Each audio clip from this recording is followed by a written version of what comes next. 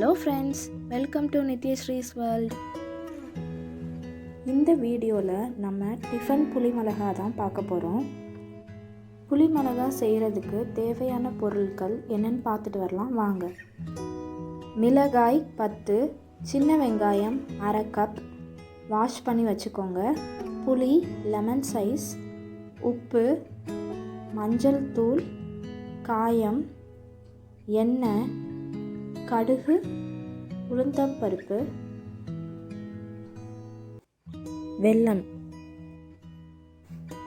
பச்சை மிளகாயை நல்லா கழுவிட்டு நடுவில் வகுந்து வச்சுக்கணும்.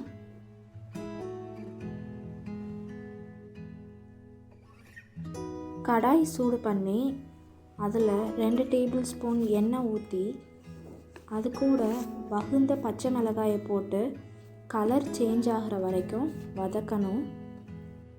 இப்போ நம்ம போட்ட பச்சை மிளகாயோட கலர் சேஞ்ச் ஆயிடுச்சு. லெமன் சைஸ் புளியை தண்ணி ஊற்றி கரைச்சி வச்சுருக்கணும். இப்போ இந்த மிளகாயோட இந்த புளி தண்ணியை சேர்த்துக்கணும். மிளகாயை புளி தண்ணியில் ஒரு 5 மினிட்ஸ் நல்லா வேக வைக்கணும். மிளகாய் புளி தண்ணியில் நல்லா வெந்துடும். புளி தண்ணியிலேருந்து மிளகாயை மட்டும் எடுத்து ஆற வச்சு ஒரு மிக்சர் ஜாரில் போட்டு கொரகொரப்பாக அரைச்சி எடுத்துக்கோங்க. மறுபடியும் ஒரு கடாயில் எண்ணெய் ஊற்றி உளுந்தம்பருப்பு, கடுகு, காயம் எல்லாம் போட்டு வதக்கணும். அது கூட நறுக்கின சின்ன வெங்காயம்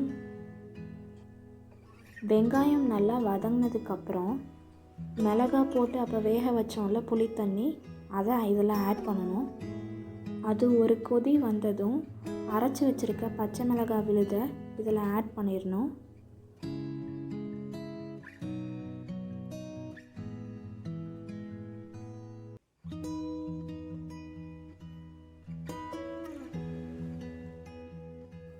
அது கூடவே தேவையான அளவு உப்பு, மஞ்சள் தூள் சேர்த்து கொதிக்க வைக்கணும்.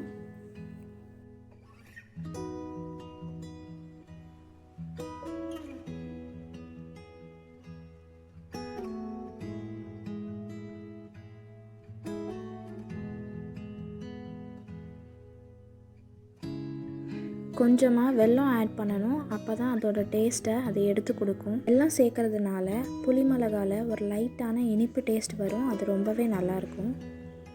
நல்லா கொதி வந்ததும் நல்லெண்ணெய் ஊற்றி இறக்குனா நம்ம டிஃபன் புளி மிளகா சாப்பிட ரெடி.